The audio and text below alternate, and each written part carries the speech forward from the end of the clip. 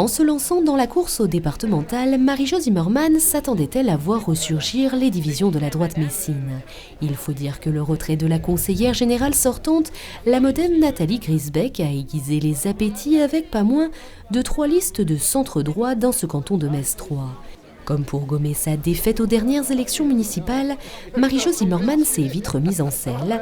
Accompagnée de Patrick Thiel et d'une partie de son équipe des municipales, la députée UMP, chef de file de l'opposition messine, veut être dans l'action, dans la majorité. Ah oui, ça fait plaisir, parce que franchement, les municipales, on les a perdues de peu, donc ouais, à bientôt, merci de vos encouragements. Le binôme investi par l'UMP redoute un éparpillement des voix et invite les électeurs à voter utile. Marie-Jo Zimmermann qui veut mettre en avant son statut de parlementaire de relais à Paris des intérêts mosellans. C'est une liste qui a été choisie collectivement et qui a reçu, et c'est la seule, l'investiture de son parti politique.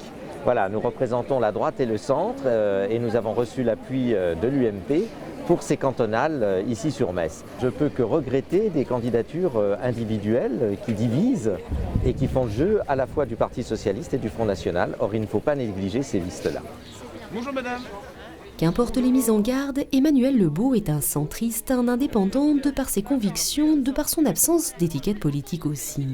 Avec des prises de position musclées face à Dominique Gros, à 40 ans, le conseiller municipal d'opposition s'est forgé une image de franc-tireur, de monsieur comptabilité aussi du conseil municipal messin. De toute façon, j'entends souvent des trucs sur le journal, par rapport au journal, et vous aime beaucoup. Emmanuel Lebeau, qui veut incarner une nouvelle manière de faire de la politique, s'est associé à une chef d'entreprise et vice-présidente du Conseil économique et social, Brigitte Renaud.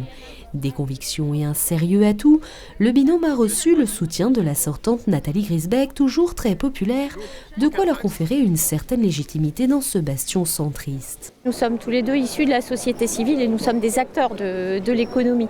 Donc ça veut dire qu'aujourd'hui nous répondons aussi à une réelle attente des électeurs, qui est de voir de nouveaux acteurs qui sont comme eux, qui ont les mêmes problématiques.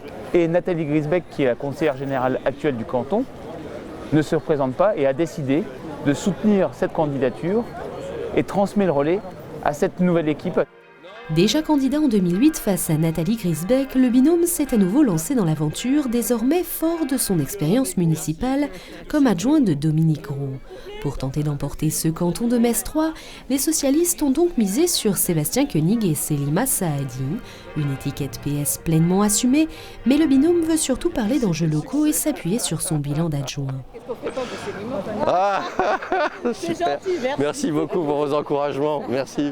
Sociodémocrates très attachés à la problématique de l'insertion des jeunes, Selima Saadi et Sébastien Koenig sont le symbole du renouvellement générationnel.